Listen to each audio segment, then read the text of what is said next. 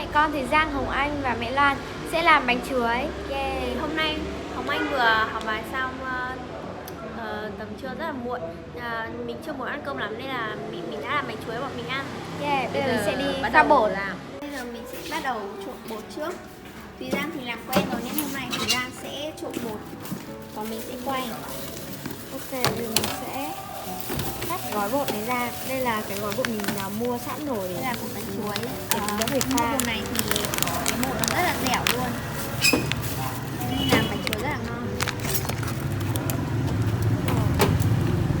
Còn mẹ mình sẽ lấy cái chuối kia để cán cái chuối ra cho nó dài dài ra. Thì nữa tầm bột thì nó sẽ dễ hơn. Rồi, ok.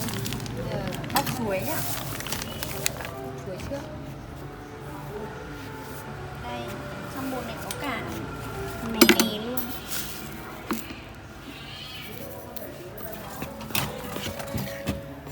Ăn được hết không phải bóc chuối hết. Từ bỏ hết nha. Đã không bảo.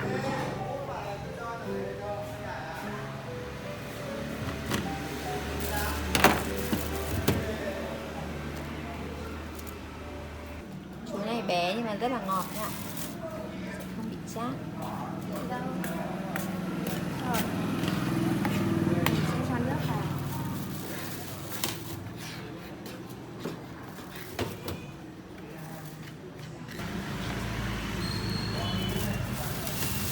Bóc chuối đã xong.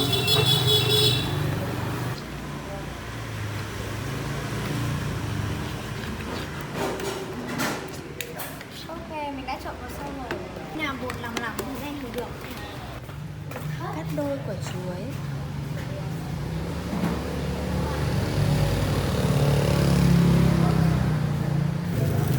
Để bật bếp nữa nhỉ?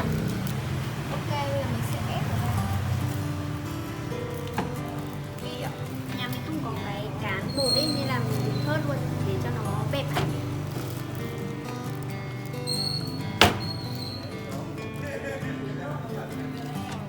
Mình sẽ cho vào bột. Đấy, đã xong. Mình sẽ bật bếp chưa?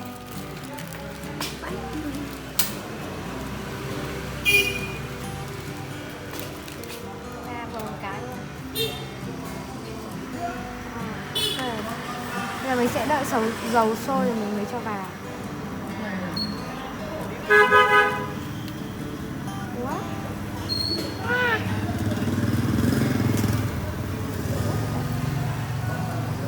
Ok. Bên này thì nó ok hơn.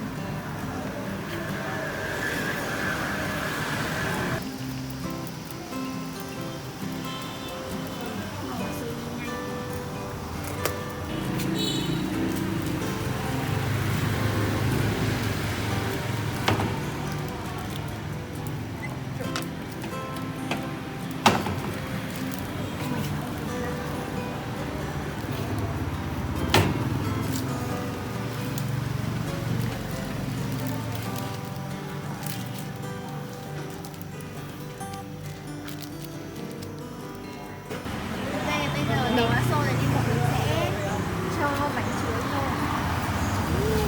Cho từ từ thôi nha, không là nó sẽ bị nát. Thực ra chuối này cũng chẳng nát được đâu. Vì nó Bị cả gãy. Mình Cứ để đấy. Cho để là nó vàng vàng rồi là tôi Bột đúng không bạn? không, đây này. Bằng khè này thì chả là đâu.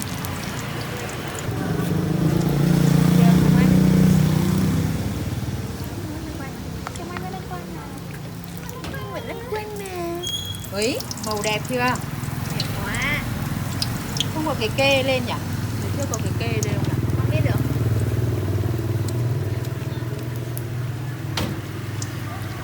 Một chiếc đã hoàn thành. Một chiếc đã hoàn thành. Hồi này hồi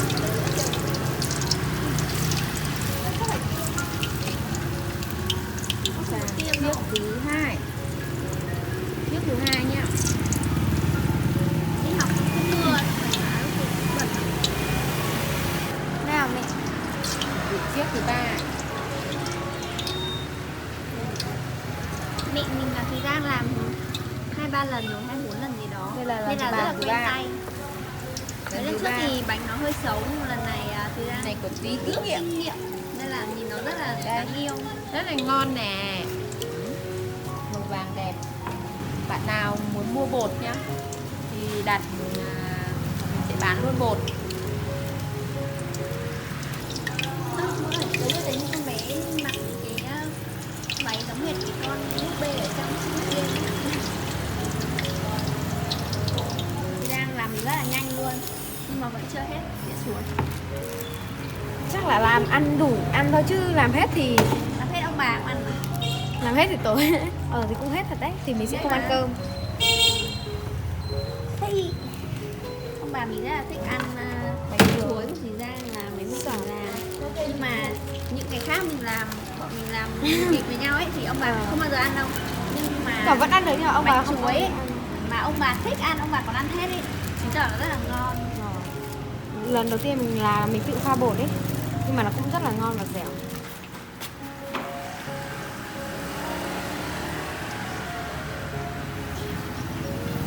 Nhìn nó hơi mũm mĩm tí. Đó, được 2 chiếc.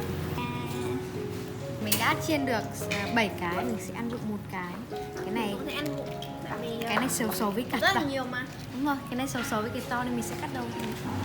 Đấy, cắt thành miếng pizza. Wow, nhìn này chia rất là công bằng nha. Cái này ai mà biết được.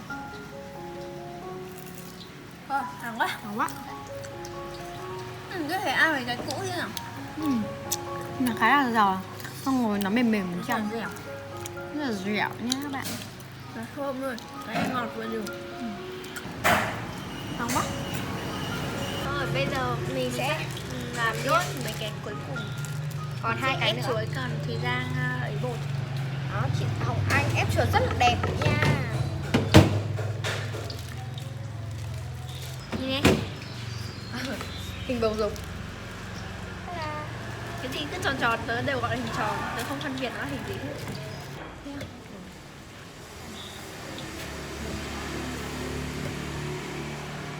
Ok, xong rồi. Nó kiểu nó không bị dẹp lắm. Đây, Ôi, cái này rất là ok nè. Triệu Manh thì ép rất là dài em rất là nè. chuyên nghiệp, mới làm buổi đầu nhưng mà ép rất là đẹp. Tớ chỉ là ép chuối. Ép chuối cũng cần có kinh nghiệm đây các bạn. Tớ có kinh nghiệm ngay từ lần đầu tiên. Ngay từ vào gửi xe. U là trời luôn á. Đĩa rất là nhiều nhưng mà một xúc sau nó sẽ ít lại. Nhà mình ăn cơm xong là hết. Mà mình không ăn cơm thì nó cũng nhanh hết thôi.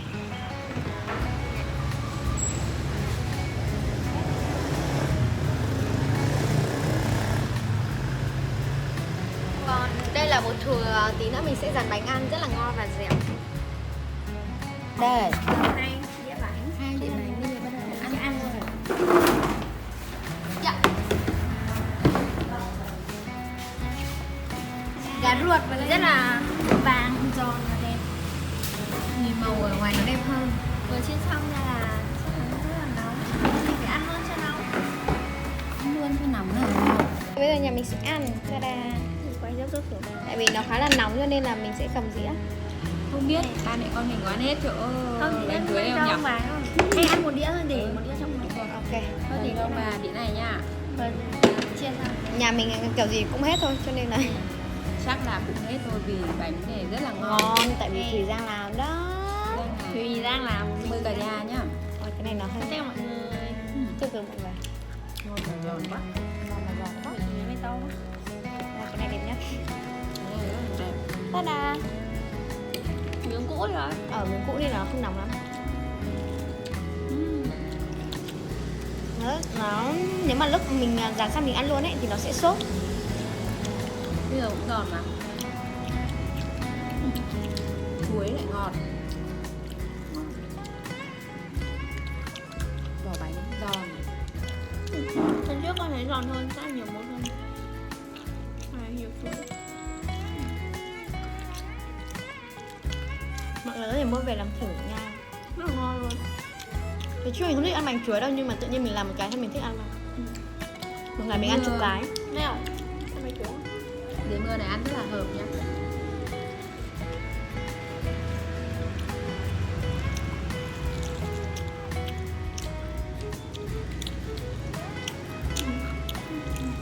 Cái bột nó ngon ấy, nó dẻo dẻo.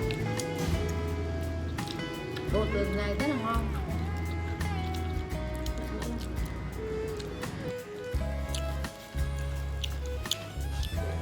Mình sẽ ăn thêm một cái nữa.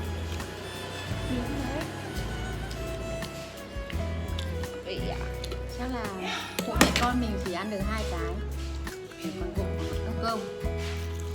Nhiều lại ăn tiếp. Hôm nay nhà mình ăn ngang. Hay là bọn mình làm bánh quy đi. Halloween là bánh quy hình mấy cái miếng mốt rồi. 22 giờ đây.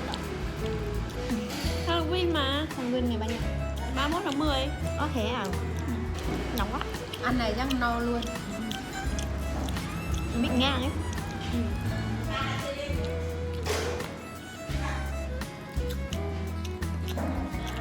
Thịt xay bạc.